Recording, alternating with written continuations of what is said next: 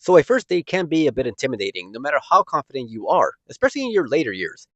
It may be all fun and games in your teens and 20s, but once you hit past 30, things can get a bit more complicated, especially with online dating, and you finally meet the person you've been talking to and realize they forgot to add the filter, and that's exactly what we have here with Drop, directed by Christopher Landon, who brought us surprise hits like Happy Death Day and Happy Death Day to You.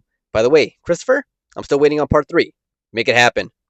Drop is a movie about two grown adults going on their first date. Things work out. Will there be a second date? Will there be adult activities at the end of the night? Find out on the next.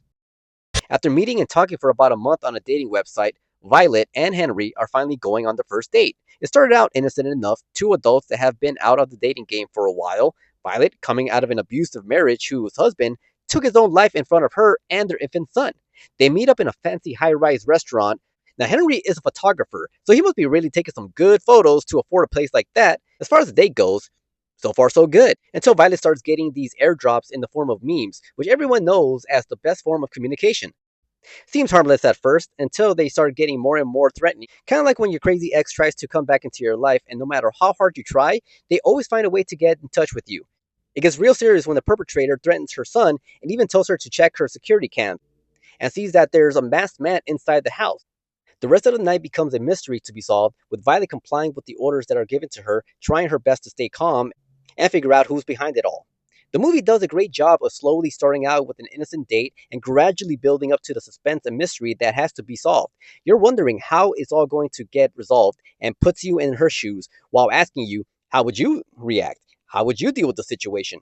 The chemistry between the two leads is great because it feels like two is very natural with the sense of innocence and awkwardness that you can feel on a first date. When you're practically strangers to each other, as opposed to two people who have known each other for a while and already have a set foundation to build upon. And of course, things get more complicated when your date is on their phone all night, and you can only hope that the other person understands. And Henry is shown to be a really great guy who's trying his best to be understanding, but there came to a point where even he had his limits. And let's face it, a nice guy like Henry would have been sent to the friend zone if he was in their early 20s.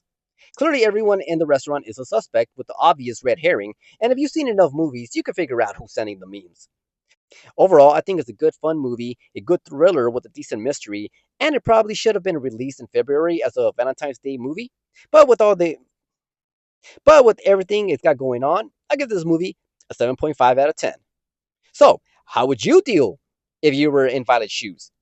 What would you do if you were in Henry's shoes? Comment down below. Till next time, guys. Peace.